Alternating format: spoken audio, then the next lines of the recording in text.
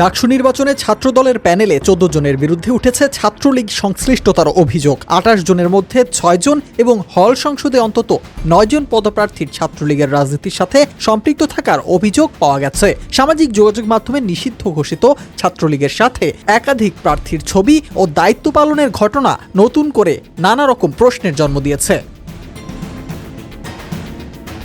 ছাত্রদল মনোনীত প্যানেলের তথ্য ঘেঁটে দেখা যায়, ছাত্র পরিবহন সম্পাদক প্রার্থী সাইফুল্লাহ সাইফ, ক্যারিয়ার উন্নয়ন সম্পাদক আরকানুল ইসলাম রূপক, বিজ্ঞান ও প্রযুক্তি সম্পাদক প্রার্থী এহসানুল ইসলাম, সদস্য প্রার্থী রঞ্জন রায় ও শামীম রানা, এদের সকলের সাথেই ছাত্রলীগ নেতাদের একাধিক ছবি ও কারো ক্ষেত্রে সামঞ্জস্যতা পাওয়া গেছে।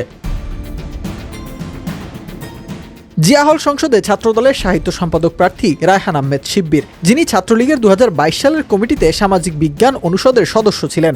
একই হলের সংস্কৃতি সম্পাদক প্রার্থী হারুনুর রশিদও অভিযুক্ত। সামাজিক যোগাযোগ মাধ্যমে আওয়ামী লীগের পক্ষে লেখালেখি করতে দেখা গেছে তাকে।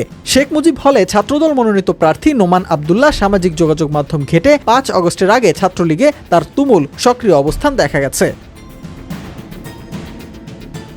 এছাড়াও মহসিন হল সংসদ ভিপি প্রার্থী আবুজর কিফারের বিরুদ্ধে ছাত্রলীগের সাবেক স্লোগান মাস্টার হিসেবে দায়িত্ব পালন করার অভিযোগ রয়েছে। শহীদুল্লাহ হল সংসদ জিএস প্রার্থী রবিউল ইসলাম নাহিদ, ফজলুল হক মুসলিম হল সংসদ প্রার্থী শেখ রমজান আলী রকি, বিজয় ৭১ হল সংসদ প্রার্থী আহনাফ আহমেদ রাফির বিরুদ্ধেও ছাত্রলীগের পক্ষে প্রোগ্রাম ও বিভিন্ন কর্মসূচিতে থাকার ছবি ও প্রমাণ পাওয়া গেছে।